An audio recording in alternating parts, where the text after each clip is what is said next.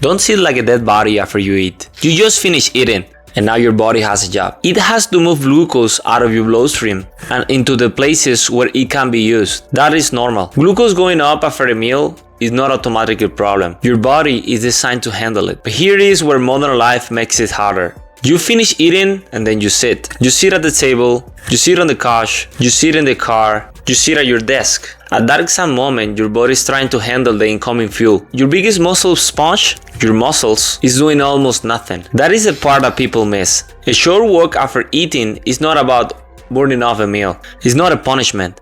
It is physiology.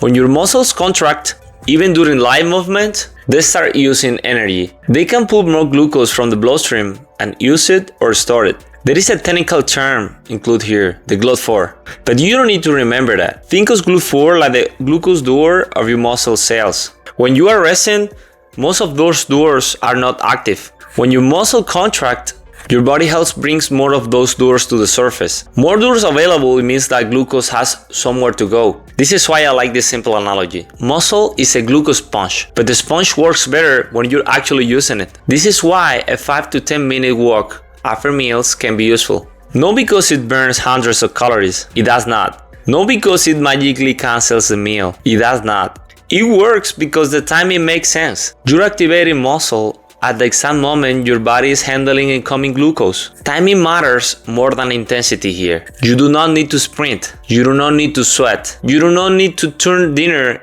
into a CrossFit workout. Just walk. Walk outside.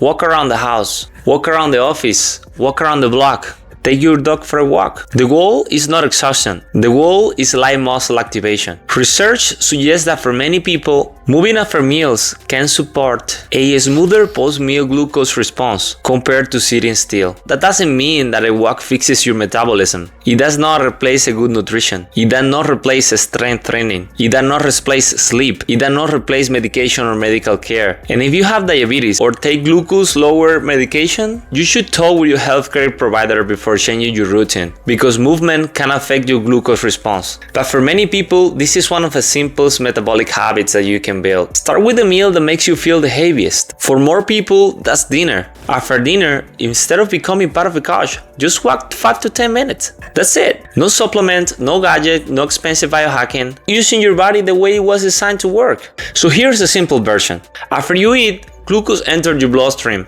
That is normal. But your muscles can help. A short walk after meals is not a workout. It's not a cure. It's not a replacement. It is basic physiology. Small movement, better biology. So after you eat, don't sit like a dead body.